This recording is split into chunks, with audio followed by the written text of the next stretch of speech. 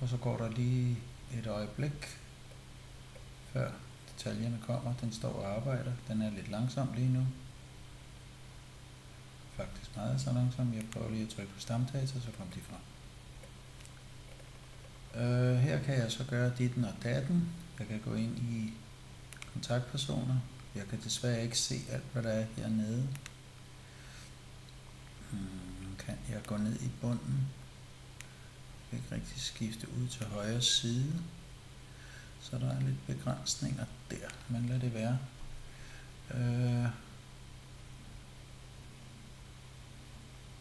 Det må næsten være... Hej Anton. Hej skat.